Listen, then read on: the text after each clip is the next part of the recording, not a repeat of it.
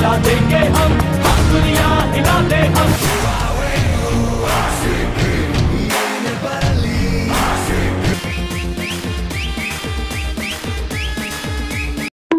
Mumbai winning their home match, RCB winning their away match.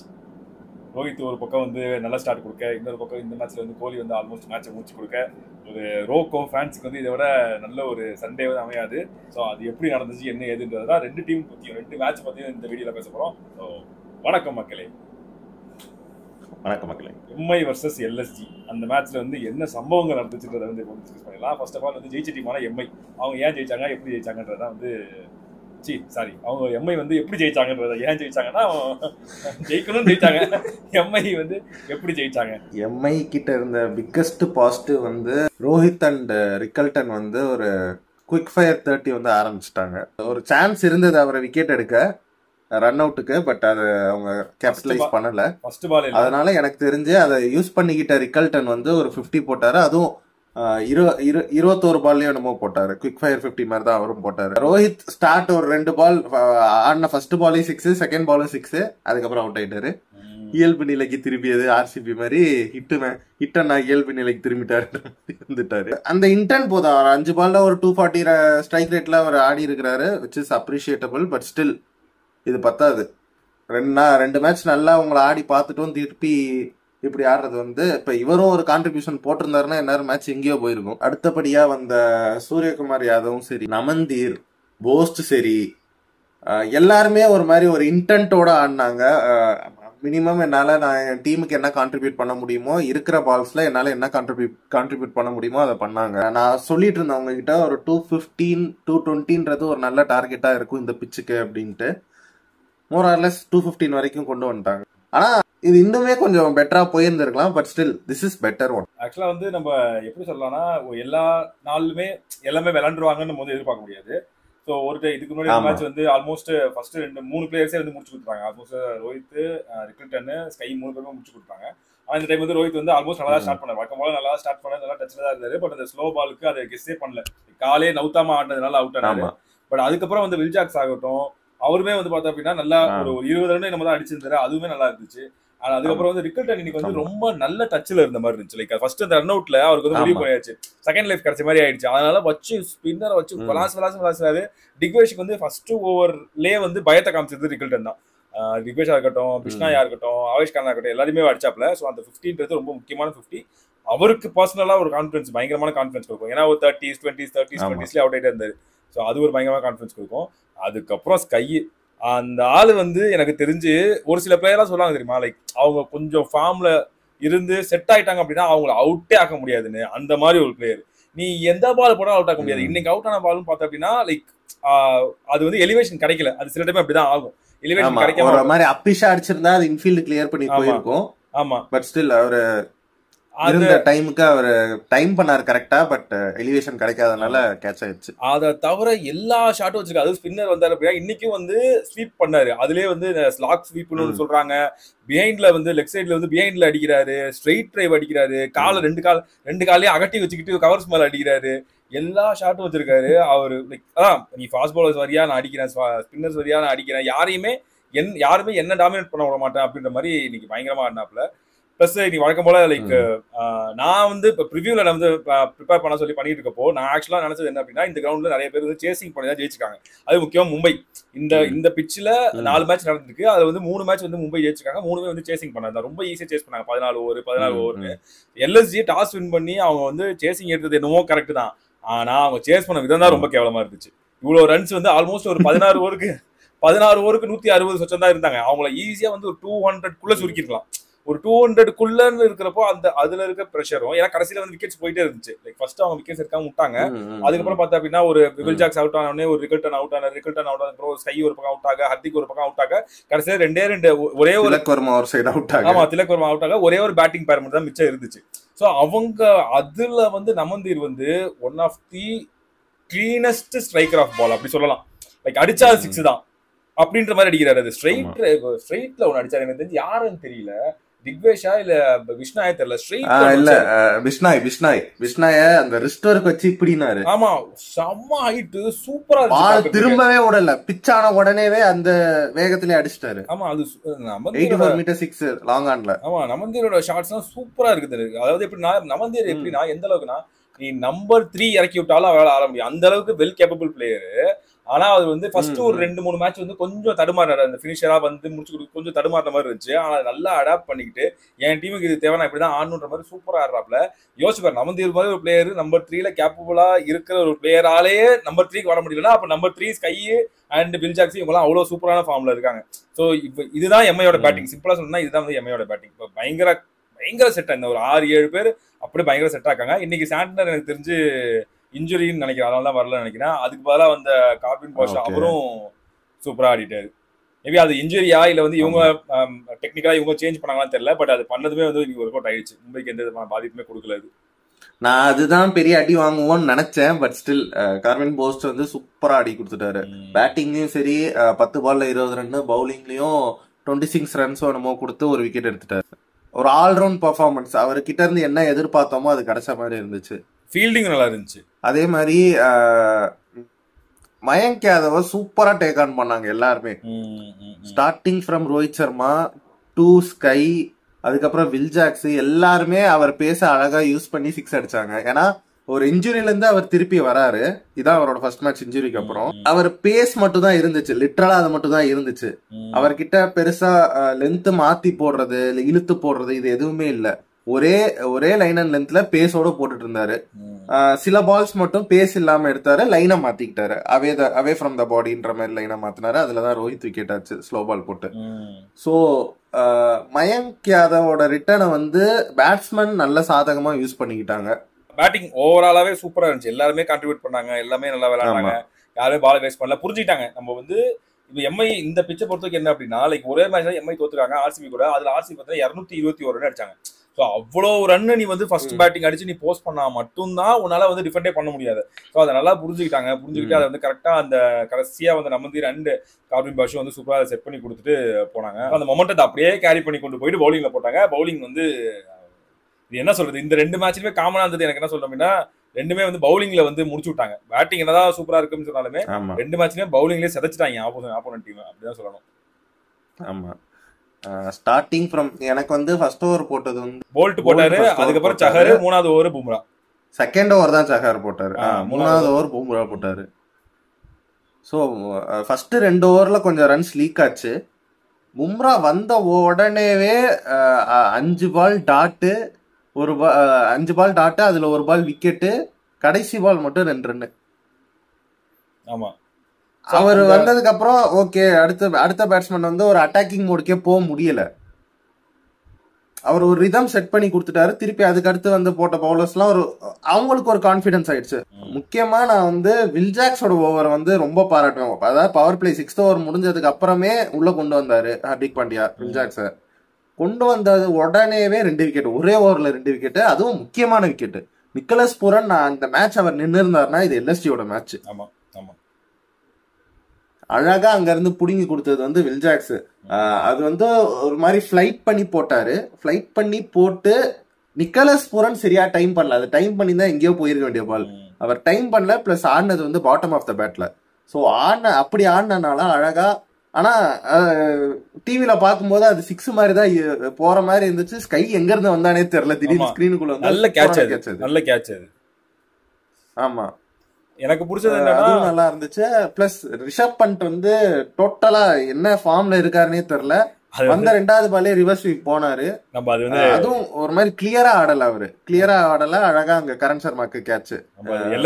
LSG நெகட்டிவ்ல பேசுவாங்க. அதாவது அவங்க 6 over 60ன்றது மோர் or less. நம்ம மும்பை வந்து 66 அடிச்சிருந்தாங்க ஒரு விக்கெட்டுக்கு, எல்எஸ்ஜி வந்து 60 அடிச்சிருந்தாங்க. ஓகே, மோர் ஆர்லெஸ் ஈக்குவலா தான் இருக்கு, மேட்ச் கொஞ்சம் டைட்டா தான் போகுன்ற பார்த்துட்டு இருக்கும்போது நிக்கலஸ் பூரானோட விக்கெட்டையும் ரிஷப் பண்டோட விக்கெட்டையும் சூப்பரா வில் ஜாக்ஸ் எடுத்து கொடுக்க, அடுத்து வந்தவங்க எல்லாமே டக்குன்னு லைக் பெருசா ரன் ஸ்கோர் பண்ணி ஆஹா ஓஹன்லாம் ஆடல. அதுக்கு முக்கியமான காரணம் வந்து கேப்டன்சி. இந்த இதுல அதிக கேப்டன் சொல்லியே ஆகணும். ஃபர்ஸ்ட் இந்த 3வது ஓவர் பும்ரா வந்து எதிர்பார்க்கவே இல்லை. ஸ்ட்ரைட்டாவே எனக்கு ரன்ஸ் லீக் ஆனவனே ஸ்ட்ரைட்டாவே என்னோட பெஸ்ட் பவுலர் பும்ராவை கூட்டு வந்துட்டு சூப்பரான சேஞ்ச் ஓவர் அது. ஆமா, அது வந்த உடனே ஏன்னா Hardik Pandya knows like Marsh and Markram வந்து நல்ல ஃபார்ம்ல இருக்காங்க. Like one of the best opening பேரா இருக்காங்க இந்த வருஷம்.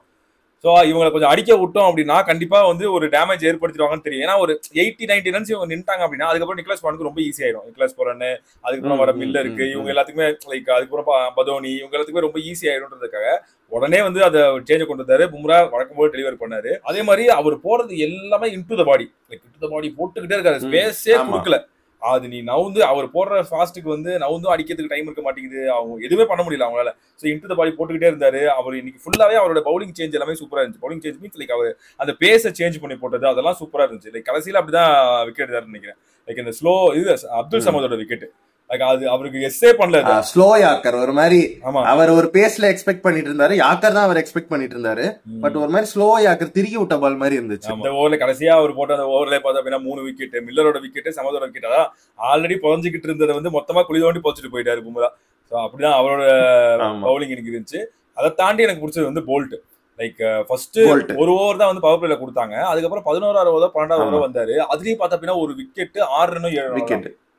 எனக்கு தெரிஞ்சு இவரோட விக்கெட் பதோனியோட மார்ஷோட விக்கெட் அவர் தான் மார்ஷோட விக்கெட். அதுக்கப்புறம் பதோனியோட விக்கெட். இந்த மாதிரி வர்ற ஓவர்லாம் 6 ரன் 7 ரன் வித் ஒரு விக்கெட்.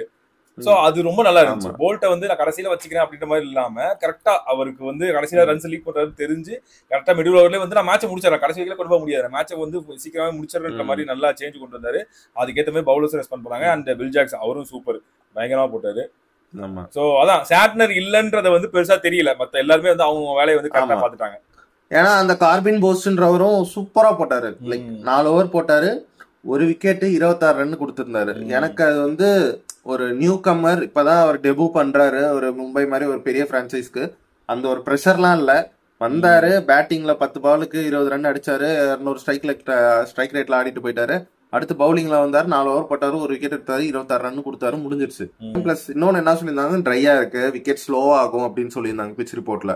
சோ ஸ்லோ விக்கெட் தானே, ஏன் நீங்க வந்து ஸ்பின்னர்ஸ் எடுக்காம ஃபுல்லா பேசஸா வச்சுட்டு இருக்கீங்க? ஒரே ஒரு ஸ்பின்னரா, அதுவும் கரண் சர்மா, அவரும் கையில ஸ்டிச் போட்டு இன்ஜுரிக்கு அப்புறம் இப்ப ரிட்டர்ன் ஆகுறாரு. எந்த அளவுக்கு இருக்க போகுதுன்னு தெரியலன்னு இருந்தோம். அந்த ஒரு குறையே தெரியாத அளவுக்கு இந்த டீமே சூப்பரா பேச்சப் பண்ணி அழகா முடிச்சுட்டாங்க. பும்ராவுடைய சேஞ்ச் ஆஃப் பேஸா இருக்கட்டும், போல்ட்டோட சேஞ்ச் ஆஃப் பேஸ் எனக்கு ரொம்ப பிடிச்சிருந்துச்சு. லைக் மார்ஷ்லாம் வந்து மார்ஷ் அண்ட் இவர்லாம் பதோனிலாம் வந்து பேஸ்க்காக வெயிட் பண்ணிட்டாங்க. பதோனி சூப்பரா ஆடினாரு. அவர் பார்த்தா அப்படின்னா அந்த பின்னாடி ஸ்கூப் பண்றது, நவுந்து ஸ்கூப் பண்றது, அப்பதான் பேஸை யூஸ் பண்ணி பண்றது. அண்ட் மார்ஷ்மே வந்து வர்ற பேஸ டார்னு வைப்பாரு ஆஸ்திரேலியன் பிளேயர்ன்றதால. ஸோ அவருக்கு நல்லா தெரிஞ்சு அது வந்து பேஸை எடுத்து போட்டது. அண்ட் மில்லருக்கும் பும்ரா வந்து போட்டது, அண்ட் சமதுக்கு போட்டது, இந்த பவுலிங் லைக் பேஸ் சேஞ்ச் பண்ணி போட்டதெல்லாம் வந்து சூப்பரா இருந்துச்சு. இதெல்லாம் ஒரு பக்கம் வந்து எம்ஐயோடைய பாசிட்டிவ்ஸ். இன்னொரு பக்கம் வந்து ஏன் எல்ஹெச் தோத்தாங்க, அவங்க வந்து பண்ண தவறிய விஷயங்கள் என்னென்ன? எனக்கு தெரிஞ்ச அந்த 215ன்றது ஒரு பெரிய டார்கெட் ஆயிடுச்சு அவங்களுக்கு. ஸோ என்னதான் பெரிய பேட்டிங் இது வச்சிருந்தாலுமே கிட்ட வரைக்கும் போக முடியும் அந்த 215ன்றது. அன்னைக்கு அவங்க டே, அன்னைக்கு அவங்க இதா இருந்தாதான் அவங்க அதை கிராஸ் பண்ணி அந்த பார்டர் லைனை கிராஸ் பண்ணி போக முடியும். எல்லா வாட்டியும் அது பண்ணிட முடியாது. இப்போ 100 மேட்ச் இப்படி நடக்குதுன்னா 100ல ஒரு 10 மேட்ச் தான் அந்த மாதிரி ஸ்கோர் பண்ண முடியும். சேசிங் டீம்னால ஸ்கோர் பண்ணி வின் பண்ண முடியும்.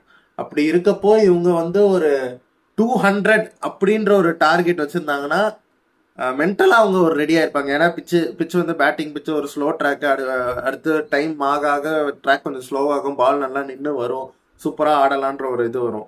200ன்ற போது ஒரு மென்டலா நம்ம ரெடி ஆயிருவோம். ஓகே 200 தான், அவங்களும் அடிச்சிருக்காங்க, நம்மளும் அடிச்சிடலாம் அப்படின்ற மாதிரி இருந்தது. அந்த 15 ரன்ஸ் மேட் சேஞ்சுன்ற மாதிரி இருந்தது. இன்னொரு சைடு எப்படி இருந்ததுன்னா டாட்ஸ் நிறைய வாங்கக்கூடாதுன்னு ஷார்ட்ஸுக்கு போறாங்க, மிஸ் டைம் ஷார்ட்ஸா இருந்தது. இப்போ மார்க்ரம்லாம் ஃபுல்லா பேட்டை விட்டுருக்கலாம், இல்ல கேப் பார்த்து அடிச்சிருக்கலாம். அவர் வந்து கரெக்டா கையில கொடுக்குற மாதிரி அடிச்சாரு. ரிஷப் பந்த் தேவையில்லாத out, like he's just throwing his wicket away. ஒண்ணு அது பேட்டிங்கே வர மாட்டேங்கிற, இல்ல பேட்டிங் வந்தா இப்படி ஒரு ஷாட் ஆடுற, உனக்கு என்னதான் பிரச்சனைன்ற மாதிரி தான் இருக்குது. ஸோ எங்க ஸ்டார்டிங்னா அதான் பவுலிங் வந்து ரொம்ப ஓவர் பிச் பால்ஸ் நிறைய போடுறது. ஆவேஷ் கான்லாம் இன்னைக்கு ஓவர் பிச் போடுறாரு, இல்ல லோ ஃபுல் டாஸ் போடுறாரு, போட்டு பொழந்துடுறாங்க ஆவேஷ் கான. திக்வேஷ் சத்தியும் வந்து அதே மாதிரி மயங்க் யாதவும் அதேதான் 140+ போடுறாரு, 135+ போடுறாரு, பேச இறக்கி போடுறாரு, லைனை மாத்தி போடுறாரு, அவ்வளவுதான் பண்றாரு. மத்தபடி லென்த்தை ஏத்தி இறக்கி அவர் எதுவுமே பண்ணல. ஆனா நான் மயங்க் யாதவ் நான் பெருசா சொல்ல மாட்டேன். ஏன் அப்படின்னா இப்பதான் அந்த இன்ஜுரியில இருந்து வந்து அந்த ஒரு கன்சர்ன் மைண்ட்ல இருந்துட்டே இருக்கும். அதுவும் முக்கியமா ஃபாஸ்ட் பவுலருக்கு வந்து இந்த இன்ஜுரி பேக் ஆஃப் தி மைண்ட்ல இருந்துட்டே இருக்கும். திரும்ப ஏதாவது ஆயிட போதோன்னு ஒரு இதுதான் இருக்கும். அவர் வந்து ஓகே இந்த ஒரு மேட்சுக்கு நான் பெருசா சொல்ல மாட்டேன். ஆனா நான் மத்தபடி வந்து இவங்களுக்கு உண்மையாவே பவுலர்ஸே இல்ல. ஸ்டார்டிங்ல இருந்தே இவங்களுக்கு வந்து எப்பயுமே இவங்க ஜெயிச்ச மேட்ச் எல்லாமே லைக் பஞ்சிங் சொல்றேன்ல ஒரு ஸ்பியரட்டை வந்து நான் வந்துட்டு ஆவேஷ்காந்த் தான் என்னோட ஸ்பியரட்ன்ட்டு அவருக்கு டெத் ஓவர் கொடுக்குற மாதிரி ஒரு டீம் வச்சுட்டு என்னால பிளே ஆஃப் போகணும்னு நான் நினைச்சு கூட பார்க்க முடியும். ஷர்துல் தாக்கூர் ஏன் இந்த மேட்ச்ல இல்ல? புரியல. யார்? ஷர்துல் தாக்கூர். ஷர்துல் தாக்கூரா? மாத்தி பாத்துருப்பாங்க. மயங்க் யாதவுக்கு பதிலாக தான் வந்திருப்பாரு அவரு. எனக்கு என்னன்னா ஷர்துல் தாக்கூர் வந்து இதுக்கு முன்னாடி தான் வந்து இந்த வீடியோஸ் எல்லாம் பாத்துட்டு ப்ரிவியூ வீடியோஸ் எல்லாம் பாத்துட்டு இருக்கப்போ சொன்னாங்க ஷர்துல் தாக்கூர் வந்து பிலாங்ஸ் டு மும்பை, வாங்கடை தெரிஞ்ச பிச்சா இருந்திருக்கும். ஸோ அவர் வந்து கண்டிப்பா ஒரு இம்பாக்ட் ஏற்படுத்தலான்னு சொல்லிட்டு இருந்தாங்க. ஆனா அவரை ரிமூவ் பண்ணுன்றது அதுவுமே ஒரு பிளண்டர் தான் நினைக்கிறேன். அவர் இன்ஜுரி எல்லாம் எதுவும் இல்ல, இது வந்து ஒரு டாக்டிக்கல் மூவ் அப்படின்னா எனக்கு தெரிஞ்சு அதுவுமே ஒரு பெரிய நெகட்டிவ் தான். ஓகே, அதை தாண்டி எனக்கு தெரிஞ்சு முன்னாடி தெரியல. ஏன்னா அவர் வந்து இத்தனை மேட்சா பெருசா like he takes wickets but எப்படி சொல்றது பிரேக் த்ரூ மட்டும்தான் அவரால் தர முடியுதுன்னு ஒழிய ரன்ஸ் ரொம்ப லீக் பண்றாரு. சில டைம் விக்கெட்டே எடுக்காம பிரேக் த்ரூவே கொடுக்காம 46, 45, 48 அந்த மாதிரிலாம் கொடுத்துட்டு இருக்கிறாரு. ஸோ எனக்கு தெரிஞ்சு மயங்க் யாதவ் ஒரு வாட்டி கொடுத்து பார்த்த, ஏன்னா இன்ஜுரிக்கு அப்புறம் வராரு. பிளஸ் நீங்க ஆவேஷ்காந்த் தான் உங்க ஸ்பியரிட்னு வச்சிருக்கும் போது இன்னொருத்தர் உங்களுக்கு வரும்போது ஒரு ஆடட் அட்வான்டேஜா தான் நான் பாக்குறேன். அது மேபி நீங்க சொன்ன பாயிண்ட் இருக்கலாம், ஹி பிலாங்ஸ் டு மும்பை, அதனால ஏதாவது ஒரு சேஞ்ச் அப் இருக்கலாம் அப்படின்ற மாதிரி இருக்கலாம். இன்னொன்னு நான் என்ன இது பண்ணுவேன்னா ஸ்பின்னர்ஸ் கிட்ட இருந்து ஒரு பிரேக் த்ரூ வந்திருக்கணும். Either Bishnoi or Digvesh Rathi. ஸ்டார்டிங்ல ரிக்கல்டனா ஒரு கூகுளி போட்டு விக்கெட் எடுத்தாரு, அது மட்டும் தான் அவரோட பங்குன்னு ஒழிய மத்த எல்லாரும் வந்தவங்க எல்லாரும் திக்வேஷ் ராத்தியா இருக்கட்டும் இல்ல பிஷ்னாயா இருக்கட்டும் போட்டு விளாசுன்னு விளாசிட்டானுங்க. ரெண்டு பேருமே ரன்ஸ் வந்து ரொம்ப லீக் பண்ணாங்க. திக்வேஷ் ராத்திலாம் 47 49 கொடுத்திருந்தாரு 4 ஓவருக்கு. எனக்கு என்னன்னா இப்போ இந்த ஸ்பின்னர்ஸோட இப்போ இந்த மும்பைல இது வரைக்கும் நடந்த மேட்சஸ் பார்த்தோம் அப்படின்னா 2 டீம் ஆடி ஒரு 4 மேட்ச் நடந்திருக்கு, அதுல 8 டீம் ஆடி இருக்காங்க அப்படின்னா 8 இன்னிங்ஸ் இருக்கு அப்படின்னா அதுல கணக்கு போய் லைக் ஸ்டாட்ஸ் சும்மா பார்த்தப்போ ஆல்மோஸ்ட் ஸ்பின்னர்ஸோட எக்கனாமி பார்த்தோம் அப்படின்னா அரௌண்ட் 8 தான் இருக்குது.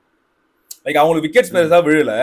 மொத்தமே வந்து 11 நடந்த 4 மேட்ச்லயே ஸ்பின்னர்ஸ் எடுத்த மொத்தமான விக்கெட் ரெண்டு டீமே சேர்த்து பார்த்தோம் அப்படின்னா 11 விக்கெட் தான். ஆனா ரன்ஸ் கொடுத்து பார்த்தோம் அப்படின்னா 8 தான் கொடுத்துருக்காங்க, அரௌண்ட் 8 தான். ஸோ அவங்களோட வேலை என்ன பார்த்தோம் அப்படின்னா ரெஸ்ட்ரிக்ட் பண்றது பேட்ஸ்மேனை. ஸோ அப்படிதான் பண்ணியிருக்காங்க. ஆனா இந்த மேட்ச்ல பார்த்தோம் அப்படின்னா 2 பேரும் 4 ஓவர் 8 ஓவர் சேர்த்து கிட்டத்தட்ட 89 ரன் கொடுத்துருக்காங்க. கிட்டத்தட்ட 10 ரன் பெர் ஓவர், 10 ரனுக்கு மேல கொடுத்துருக்காங்க 2 பேரும். சோ அங்கதான் எனக்கு தெரிஞ்சு 2 பேருமே 4 ஓவருக்கு 40 45 பிளஸ் தான் நினைக்கிறேன். பிஷ்னாய் 45 பிளஸ் தான் நினைக்கிறேன். பிஷ்னாய் 41, திக்வேஷ் ராத்தி 48. 41.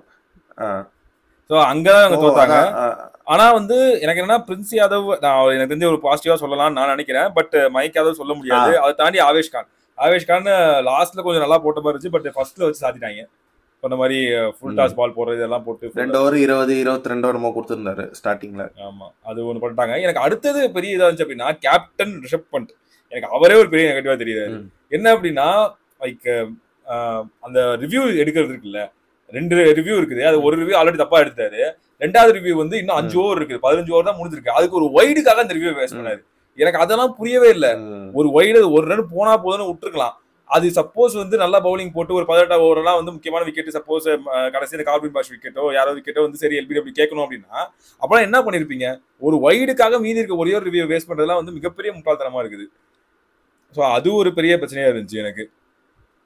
அதுக்கப்புறம் பவுலர்ஸ் எல்லாம் பார்த்தா அப்படின்னா பிரச்சனையா தான் இருக்கு. ஆமா, பவுலர்ஸ் வந்து ஒரு பக்கம் ஃபீல்ட்லாம் செட் பண்றாங்க, இங்க நில்லுங்கன்னு செட் பண்றாங்க. லெக் சைடு ஃபீல்டு செட் பண்ணிட்டு அவுட் சைட்ல வந்து எல்லாத்தையும் இன்னர் சர்க்கிள்குள்ள வச்சுட்டு நல்லா அவுட் சைட் ஆஃப்ல வந்து நல்லா ஜூசியா ஒரு ஷார்ட் பால் போட்டு விடுறாங்க. அழகா இப்படி தட்டுறாரு, ஸ்கை இப்படி தட்டுறாரு, நமந்து இப்படி தட்டுறாரு. ஸோ இந்த மாதிரி வந்து ஃபீல்ட ஒரு பக்கம் செட் பண்ணிட்டு பவுலர்ஸ் வந்து அவங்களுக்கு இஷ்டத்துக்கு ஏற்ற மாதிரி போட்டுட்டு இருந்தாங்க. எனக்கு தெரிஞ்சு அவங்க வந்து ஏமாத்துறேன், நான் அவனை மேனிபுலேட் பண்ணி இப்படி ஃபீல்ட நிக்க வச்சுட்டு அப்படி போடுறேன் பாருன்ற மாதிரி பண்ணாங்களா, அது என்ன கருமன்னு தெரியல. ஆனால் அது வந்து சுத்தமா ஒர்க் அவுட்டே ஆகல அது. ஸோ இது எல்எஸ்ஜியோட பவுலிங்ல இதெல்லாம் நெகட்டிவா இருந்துச்சு. பேட்டிங்ல சொன்ன மாதிரி ரிஷப் பண்ட் அந்த ஷாட்லாம் வந்து அதுக்கு முன்னாடி தான் ஒரு 4 or 6 அடிச்சிருந்தாரு அந்த இதுல. அப்படியே சிங்கிள் தட்டி கொண்டு போயிட்டு அந்த அது 4 கூட இல்லனா, அது அவரா அடிச்ச 4 இல்ல, எட்ஜ் வாங்கிட்டு போன 4. ஆமா, அது அந்த இதுல சரி ஒரு 4 வந்துருச்சு, தட்டி அந்த இடத்துல ஒரு 10 ரன் ஓவரா ஒரு 11 ரன் ஓவரா மாத்தோம்லாம் கிடையாது. உடனே திருப்பிக்கிட்டு அடிக்க போறது. என்ன சார் நீங்க என்ன அப்படியே காட்டுத்தனமான ஃபார்ம்ல இருந்து வரீங்களா? மனசுல ஏபிடி வில்சன் நினைப்பா, எனக்கு புரியல. வந்த உடனே அடிக்க ஆரம்பிக்கிறதுக்கு ஸோ அது வந்து ஒண்ணு இறங்கவே மாட்டேங்கிறாரு, இல்ல வந்து இறங்கினா இப்படி ஆடுறாரு. இறங்கி ஆடி அவுட் ஆனதுக்கு அப்புறம் ஜஹீர் கான் கூட பேசி சிரிச்சுட்டு உட்காந்துருக்காரு. எனக்கு அதெல்லாம் பாக்குறப்ப டென்ஷன் ஆச்சு. ஒரு மாதிரி ஒரு வருத்தமே, சார் உங்களுக்கு வருத்தமே இல்லையா அப்படின்ற மாதிரி தான் இருந்துச்சு. இன்னொரு பக்கம் வந்து மில்லர் எப்படி சார் இருக்கும், 27 crores ஜாலியா தானே இருப்பாரு. 27 crore ஸ்கேம் அது, லிட்டரல் ஸ்கேம் இது. ஆமா. அடுத்தது அதாவது இது ஒரு லீகல் ஸ்கேம், எதுவுமே பண்ண முடியாது உங்களால. கோயங்கா வெரி சாரி, உனக்கு ஆகணும், கோயங்காக்கெல்லாம் ஆகணும்டா. கேஎல் ராவல விரட்டி விட்டில, அதனால அசிங்கப்படுத்தல, பாவம் அந்த மனுஷன். போன மேட்ச் அந்த டிசி வெர்சஸ் எல்எஃப்சில கையை குத்துட்டு தள்ளுறா நீ யாரா நீ போனாரு. இன்னொரு பக்கம் பார்த்தா அப்படின்னா மில்லர் மேல வந்து இவங்க ரொம்ப நிறைய நம்பிக்கை வச்சுக்காங்கன்னு தோணுது. லைக் இதுக்கு முன்னாடி ஜிடிக்கு அவர் சூப்பரா பண்ணி கொடுத்துருந்தாரு ஃபினிஷிங் ஜாப். ஆனா இங்க வந்து ஒண்ணுமே பண்ணல அவரு. சில பேர் சொல்லலாம் லைக் வந்து நானுமே நினைச்சேன் என்ன அப்படின்னா இன்னும் கொஞ்சம் சீக்கிரமா இறக்கி விடுறேன், மேபி ஒரு 14th ஓவர் 15th ஓவர் இறக்கி விட்டுருந்தா ஒரு ஓவர் 2 ஓவர் பார்த்துட்டு மீதி 3-4 ஓவர் அடிப்பாரு அப்படின்னு. ஆனா இன்னைக்கெல்லாம் அவருக்கு நல்ல சான்ஸ் இருந்துச்சு. லைக் ஜெயிக்கிறத தாண்டி ஓரளவுக்கு பக்கத்துல கொண்டு போறது சான்ஸ் இருந்துச்சு. அதெல்லாம் ஃபுல்லா வேஸ்ட் பண்ணாரு. அது லெக் சைட்ல தான் அவர் அவுட் ஆன விதமே எனக்கு ஏதோ ரொம்ப அவருமே ஒரு மாதிரி விக்கெட் த்ரூ பண்ண மாதிரி தான் இருந்துச்சு. ஏன்னா அது லோ ஃபுல் டாஸ், அவர் சும்மா லேசா தட்டி விட்ட மாதிரி இருந்துச்சு. நல்லா அடிச்சிருந்தாருன்னா அது 6 அங்க. ஆமா ஆமா, ரொம்ப ரொம்ப அப்படியே லெத்தாஜிக்கா ஆன மாதிரி இருந்துச்சு. அதேதான் வந்து நிக்கலஸ் புரானோ. வில் ஜாக்ஸ் அப்பதான் ஃபர்ஸ்ட் ஓவர் போட வராரு. அந்த பவர் பிளேக்கு அப்புறம் அந்த ஒரு ஸ்ட்ராட்டஜிக் டைம் அவுட் முடியுது. ஸ்ட்ராட்டஜிக் டைம் அவுட் முடிஞ்சோம் அப்படின்னா கண்டிப்பா அந்த ஒரு மொமெண்டம்ல ஒரு பிரேக் இருக்கும். ஏன்னா அது வரைக்கும் சூப்பர் மொமெண்டம் வந்தாங்க எல்எஸ்சி, அது ஒரு பிரேக் இருக்கும். சரி ஒரு 2 பால் பார்த்து ஆடுங்க. Will Jacks okay, Will Jacks வந்து பார்ட் டைம் பவுலர், அவருக்கு வந்து ரொம்ப ரெஸ்பெக்ட் கொடுத்துருந்தா அவர் நம்ம தலைமையில ஏறி ஆடி வருன்றதான் கரெக்ட். ஒரு 2 பால் பார்த்து ஆடிட்டு அதுக்கப்புறம் அடிக்க போயிருந்தா பரவாயில்ல. ஃபர்ஸ்ட் பாலே நீங்க அடிக்க போறப்ப அதெல்லாம் வந்து அது எல்லா டைமும் கிளிக் ஆகாது. நம்ம வந்து ஃபர்ஸ்ட் பால் 6 போயிடுச்சு அப்படின்னா ஆஹா ஓன்னு பேசிருக்கலாம். ஆனா அது எல்லா டைமுமே கிளிக் ஆகாது. அது ஆல்ரெடி உங்களுக்கு 2 விக்கெட் வரை போயிருக்குது. ஸோ அப்படி இருக்கிறப்போ அவங்க அந்த டைம்ல அந்த ஷாட் போனதுன்றது ஒரு தப்பான விஷயம். ஸோ மொத்தமாகவே இவங்க வந்து லைக் இவங்களுக்கு பேட்டிங் தான் பெரிய ஸ்ட்ராங் பாயிண்டா இருந்துச்சு. பவுலிங் வந்து வச்சு அது வரைக்கும் ஒப்பேத்திட்டு இருந்தாங்க. ஆனா இன்னைக்கு பேட்டிங் ஃபுல்லா கை விட்டுருச்சு இவங்களை. ஆமா, அது சோ ரொம்பவே மோசமா. பேட்டிங்னு இல்ல, ஒரு மாதிரி டோட்டலாவே அவங்க ஒரு டீமா ஒரு விதமா இல்லாத மாதிரி இருக்கு எனக்கு. பவுலிங்குமே 215 ரொம்ப அதிகம். 200, 195 to 205 இந்த ஸ்கோர் வச்சிருந்தாங்கன்னா LSG would have tried at least to compete that score. ஒரு அவங்களும் ஒரு 190 இல்ல 205னா 200 அந்த மாதிரி எடுக்க ட்ரை பண்ணிருக்கலாம். ஒரு மென்டலா ரெடி ஆயிருப்பாங்க. பட் 215ன்ற அந்த கடைசி ஓவர் போன 6, 4 எல்லாம் கணக்கு பாத்தீங்கன்னா ரொம்ப 215 ரொம்ப அதிகமாயிடுச்சு அவங்களுக்கு. ஸோ வர பேட்ஸ்மேனும் ரன்ஸுக்கு போகணும்னு பார்த்துட்டு நிறைய டாட்ஸ் வாங்கினவனே ப்ரெஷர் ஆகிட்டு ரன்ஸுக்கு போகணும்னு பார்த்து ஷார்ட்ஸ்க்கு போறாங்க. மிஸ் டைம் ஆகுது, இல்லைன்னா கிளியர் பண்ண மாட்டாங்க. அவங்க ஒரு மாதிரி லெத்தாஜிக்கா லைக் பேட் ஃபுல்லா விசிறிருக்கலாம், விசிறிருந்தா அது 6, அந்த மாதிரி விசிறல. சமாதமே அங்க அவர் நின்று இருந்தாருன்னா அட்லீஸ்ட் நீங்க சொன்ன மாதிரி ரன் ரேட்டுக்காது இப்ப 54 ரன்ஸ்ல மும்பை ஜெயிச்சது, அட்லீஸ்ட் ஒரு 20, 15 இல்ல 25 அந்த மாதிரி யாரும் ஜெயிச்சிருக்கும். சமாத் அங்க இருந்திருந்தாருன்னா. அவரும் ஒரு மாதிரி கணிக்காம அந்த ஓவர் மட்டும் கொஞ்சம் பார்த்து ஆடிக்கிட்டு அதுக்கப்புறம் இது பண்ணலாம். அதான் பிளஸ் இவங்களுக்கு வந்து பேட்ஸ்மேனும் இல்ல. நீ இப்ப பார்த்த அப்படின்னா 7 பேட்ஸ்மேன் தான் இருக்காங்க மொத்தமாவே. உனக்கு 7 பேட்ஸ்மேன். நான் ஒரு கட்டத்துல மும்பை வந்து ஒரு மாதிரி ஸ்லோ ஸ்ட்ரைக் ரேட்ல ஆடிட்டு இருந்த மாதிரி இருந்துச்சு. அப்ப நான் என்ன யோசிச்சேன், ஓகே லைக் ஒரு 220 வரணும்னா இந்த மாதிரி இப்பவும் லைக் அப்பப்ப வர பேட் பால்ஸா பனிஷ் பண்ணாதான் இவங்களுக்கு வரும். இவங்க பேட் பால்ஸா இருந்தாலும் ரொட்டேட் பண்ணிட்டு இருந்தாங்க. யாரு வில் ஜாக்ஸும் ரிக்கல்டனுக்கு அப்புறம் யாரு ஸ்கை ஆடிட்டு இருந்தாரு. திலக் வில் ஜாக்ஸ் ரிக்கல்டன் தான் ஒரு மாதிரி ரொம்ப ஸ்லோவா ஆடிட்டு இருந்த மாதிரி இருந்துச்சு. சோ எனக்கு வந்துட்டு ஒரு 215, 220 இருந்தா நல்ல ஸ்கோரா இருக்கும். ஏன்னா இவங்க பேட்டிங்ல வந்து மார்க்ரம், மார்ஷ், நிக்கலஸ் பூரன் 3 பேருமே நல்ல ஃபார்ம்ல இருக்கிறாங்க. ரன்ஸ் நிறைய போனாதான் நம்மளால டிஃபெண்ட் பண்ண முடியும் அப்படின்ற மாதிரி நான் நினைச்சேன். பட் அது டோட்டலா தப்பு. நாங்களே எங்க விக்கெட்டை கொடுத்துருவோம்ன்ற மாதிரி அந்த 3 பேரை தவிர யாருமே கிடையாது. உனக்கு வந்து மார்க்ரம், பூரனை தவிர இவங்க ஒரு 3 பேர்ல யாராவது 2 பேர். இப்ப இவங்க வந்து ஜிடி மாதிரி தான் பண்ணணும். இவங்க 3 பேர்ல 2 பேர் வந்து 10 ஓவர் காலிக்கணும். அதை இவங்க பண்ண மாட்டாங்க. ஏன்னா அதுக்கப்புறம் பார்த்தா ரிஷப் வந்து வேஸ்ட். ஆயுஷ் பதனி அவர் ரொம்ப சூப்பரா ஆடுறாரு, ஆனா அவரால் மட்டும் தனியாக எதுவும் பண்ணிட முடியாது. அதே மாதிரி டேவிட் மில்லர் வேஸ்ட், சுத்தமா ஃபார்ம்லேயே இல்ல. அப்துல் சமாத் ஃபார்ம்லேயே கிடையாது. அதுக்கப்புறம் 7 பேட்ஸ்மேன், அதுக்கப்புறம் ரவி பிஷ்ணாய் வந்துடுறாரு. சோ 7 பேட்ஸ்மேன் தான் நீங்க வச்சிருக்கீங்க. அதுலயும் ரிஷப் பண்ட் வந்து சும்மா கேப்டன்ற பேர்ல ஆடி இருக்காரு. அவர் கேப்டன் இல்ல அப்படின்னா எப்பயோ டீம் தூக்கி இருப்பாங்க. சோ அப்படி இருக்கிறப்போ நீங்க 6 பேட்ஸ்மேனோட போறீங்கன்றப்போ அந்த ஒரு 2 பேர் வந்து கடைசி வரைக்கும் நான் கொண்டு போறேன் அப்படின்ற மாதிரி இருந்திருக்கணும். அதை வந்து இவங்க பண்ணாம விட்டாங்க. ஸோ அதான் ஒரு பிளான் இல்லாம வந்தாங்க, பவுலிங்ல ஒரு பிளான் இல்லாம வந்தாங்க, பிளானே இல்லாம பவுலிங் சூஸ் பண்ணாங்க. பவுலிங் சூஸ் பண்ணிட்டீங்க, உங்களுக்கு தான் டாஸ் விழுச்சு. ஸோ பிளானே இல்லாம பவுலிங் சூஸ் பண்ணி நீங்க அது மோசமா போட்டு தான் வந்து பெரிய மிஸ்டேக்கா இருந்துச்சு எனக்கு. ஸோ இதெல்லாம் தான் வந்து எனக்கு தெரிஞ்சு எல்எஸ்ஜியோட தோத்ததுக்கான காரணம். இன்னொரு பக்கம் எம்ஐ வந்து ஜெயிச்சிருந்தாலுமே அவங்க கிட்டயும் வந்து சில பல இம்ப்ரூவ்மெண்ட்ஸ் தேவைப்பட்டிருக்கு அப்படின்ற மாதிரி ஒரு சில பாயிண்ட்ஸ் இருக்குது. அதெல்லாம் வந்து என்னன்னா போன மேட்ச் பாசிட்டிவா இருந்த சஹார் வந்து இந்த மேட்ச் வந்து கொஞ்சம் தடுமாறிட்டாரு. அது முக்கியமா தேர்ட் ஃபோர்த் ஓவர், அதாவது 3 டாட் பால் போடுறாருன்னா அதுக்கேத்த மாதிரி 3 பால் பவுண்டரி கொடுத்துடுறாரு ஒரு ஓவருக்கு. ஸோ அதெல்லாம் கொஞ்சம் லைக் புரியுது அந்த கிரவுண்ட் அப்படி என்னன்னா. ஆனா இதே கிரவுண்ட்ல தான் போன மேட்ச் அதுக்கு முந்தின மேட்ச் ஆடினீங்க, அப்ப நல்லா போட்டீங்க. ஸோ டீமுக்கு டீம் நீங்க இதே மாதிரி கன்சிஸ்டன்டா பெர்ஃபார்ம் பண்ணிட்டு இருந்தாதான் டோர்னமெண்ட் இந்த மாதிரி ஒரு பிக் டோர்னமெண்ட்டை ஜெயிக்க முடியும். அதை தாண்டி சஹர் அடிச்ச உடனே ஒரு மாதிரி டென்ஷன் ஆயிட்டாரு சஹர். நம்ம தொடர்ந்து 3 6 போச்சு. ஆமா, அந்த ஒரு 6 2 6 ஒரு மாதிரி மூஞ்சே இல்ல, கொஞ்சம் யோசிக்காம மைண்ட் ஒரு மாதிரி பிளாக் ஆயிருக்கும்ல, அந்த மாதிரி தான் அவர் பவுலிங் போட வர்றப்பே வந்து மைண்ட் அப்படியே பிளாக் ஆகி போட வந்த மாதிரி தான் இருந்துச்சு. அதனால அதுக்கு முன்னாடி அதுக்கு அடுத்தது வந்து பும்ரா வந்து போட்டதுனால அது வந்து மேட்ச் ஆயிடுச்சு. இன்னொரு பக்கம் வந்து ரோஹித் சர்மா சொல்லலாம், ஆனா ஓகே அந்த பால் வந்து ஆக்சுவலா பிரின்ஸ் யாதவ் வந்து வேகமா போடுவாருன்றதுக்காக வந்து ரோஹித் சர்மா ஒரு மாதிரி முன்னாடி ஷாட் ஆட போயிட்டாரு. மயங்க் யாதவ் மயங்க் யாதவ் வந்து போட ஃபாஸ்டா போட வர போறாரு, தட்டி விட்டா பறந்துரும். ஏன்னா இன்னர் சர்க்கிள்ல தான் இருந்தான், அவன் ஸ்லிப் ஒரு மாதிரி இன்னர் சர்க்கிள்ல தான் இருந்தான். அதனால வந்து பறந்துரும் நினைச்சு ஒரு மாதிரி ஷாட்டுக்கு போனாரு. அது டக்குன்னு அன்னைக்குன்னு பார்த்து அந்த பால் வந்து டக்குன்னு யோசிச்சு போட்டான் மயங்க் யாதவ். ஸோ அதனால அது ரோஹித் சர்மா அவுட் ஆனது ஓகே பரவாயில்ல. பட் வில் ஜாக்ஸும் கொஞ்சம் நீ சொன்ன மாதிரி ஸ்டார்டிங்ல கொஞ்சம் ஒரு ஸ்லோவா ஆட ஆரம்பிச்சு. பட் அவரோட கான்ட்ரிபியூஷன் ஓகே, கடைசியில வந்து அவரு ஒரு 4 அடிச்சு கொஞ்சம் தேத்திக்கிட்டாரு. ஆனா நான் என்ன ஃபீல் பண்றேன், அவர் டோர்னமெண்ட் ஃபுல்லா இதே டோன்ல ஆடினா வேலைக்கு ஆகாது. அவர் மோர் ஆஃப் பவுலிங் ஆல்ரவுண்டர், ஒரு எக்ஸ்ப்ளோசிவ் பேட்ஸ்மேன் தான் நம்ம எடுத்திருக்குது. அப்படி இருக்கும்போது நடுவுல இப்ப ஸ்கை வந்து ஆடி தராரு, ஒரு 4 பால் ஆடுறாரு, 5வது பால் பவுண்டரி அந்த மாதிரி போகுதுன்னா இவரும் அதே மாதிரி ஆடி தரணும் ஒரு சைடு. ஏன்னா இவர் அதுக்கு பேர் போனவர், நம்ம வந்து ஆர்சிபில பாத்துருக்கோம். ஒரு லாங் ரன்னா ஒரு இன்னிங்ஸ் வேணும், அட்லீஸ்ட் மினிமம் ஒரு 40 ரன்ஸ் 35 ரன்ஸ் 30 ரன்ஸ் இந்த மாதிரி ஆடணும். அது முக்கியமா ஒரு நம்பர் 3ல வராரு. நம்பர் 3ல ஆக்சுவலா ஸ்கை ஆட வேண்டியது. ஆமா, சோ அவருக்கு முன்னாடி உங்களை அனுப்புறோம்னா அங்க ரன் ரேட் ஏத்துறது தான் உங்க வேலை. ஸ்ட்ரைக் ரேட் நல்ல ஸ்ட்ரைக் ரேட்ல ஆடணும். ஸ்டார்டிங் ஓகே, நான் பிட்ச் அசஸ் பண்ணுன்ட்டு ஒரு 8 பால்ஸ் 9 பால்ஸ் ஆடுறீங்கன்னா ஓகே. அதுக்கப்புறம் ரன் ஸ்கோர் பண்ணும்போது ஒரு மாதிரி நல்ல ஒரு ஸ்ட்ரைக் ரேட்ல ஒரு 40, இப்போ ஒரு 20 பால்ல 40, அதுனா ஓகே தான், சூப்பரான ஸ்ட்ரைக் ரேட். 200 ஸ்ட்ரைக் ரேட்ல ஆடி கொடுத்துருக்கீங்க. அந்த மாதிரி ஆடிட்டு அவுட் ஆனா பிரச்சனை இல்லை.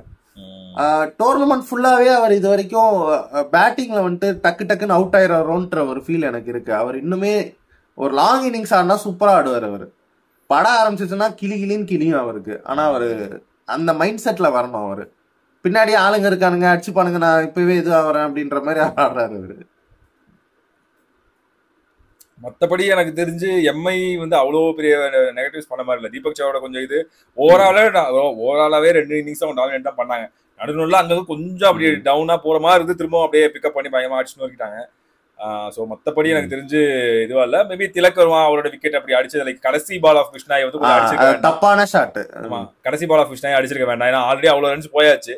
ஸோ அதை பார்த்து ஆடி இருந்தா இன்னும் கொஞ்சம் திலக் வருமா இன்னும் கொஞ்சம் மிஸ்டர் கன்சிஸ்டண்டா இருந்திருப்பாரு. ஸோ மற்றபடி ஒன்றும் இல்லை. பாண்டியாவோட விக்கெட்ஸ் அதெல்லாம் வந்து நம்ம சூப்பர் பால், அது நம்ம வந்து எல்எஸ்சியோட பாசிட்டிவ்ல வரும். இதெல்லாம் தான் எனக்கு தெரிஞ்சு எம்ஐயோட நெகட்டிவ். மற்றபடி பெருசா இன்னைக்கு வந்து மிஸ்டேக்ஸ் பண்ணல. அதனால தான் இவ்வளோ ஹியூஜ் மார்ஜின்ல வந்து வச்சிருக்காங்க. இவ்வளோ ஒரு ரன் ரேட் வந்து அவங்களுக்கு சூப்பரா இருக்குது. ஸோ இதெல்லாம் வந்து ஜெயிச்ச டீமான எம்ஐயோட நெகட்டிவ்ஸ். இன்னொரு பக்கம் எல்எஸ்சி தோத்திருந்தாலுமே அவங்க கிட்டயும் ஒரு சில பாசிட்டிவ்ஸ் இருந்திருக்குது. அதுதான் வந்து என்னென்ன அப்படின்னா, எனக்கு பர்சனலா பிடிச்சிருந்தது வந்து பிரின்ஸ் யாதவ் வந்து ரொம்ப பிடிச்சிருந்துச்சு. லைக் அது முக்கியமா அந்த யாக்கர் அவர் சூப்பரா போட்டாரு. அவருக்கு அந்த திறமை இருக்கு. லைக் அவர் கூட சப்போர்ட் பண்றதுக்கு யாருமே இல்லை. லைக் சூப்பரா போடக்கூடிய ஒரு பவுலர். அவரு நல்ல டேலண்ட் இருக்கு, பொட்டன்ட் இருக்குது, நல்லாவும் போடுறாரு. பட் கூட எல்லாமே ரன்ஸ் லைக் பண்ண இவராலையும் எதுவும் பண்ண முடியல. ஸோ அந்த ஒரு யாக்கர் வந்து சொல்லிச்சு அவர் எந்த அளவுக்கு சூப்பரான பவுலர் அப்படின்னு. ஸோ அந்த வில் ஜாக்சன் நல்லா கொஞ்சம் அப்பதான் ஸ்டார்ட் பண்ணாரு, அடிக்கலாம்னு போறப்போ அவர் நறுக்குன்னு ஒரு யாக்கர் வச்சது சூப்பரா இருந்துச்சு. நல்ல பால் அது.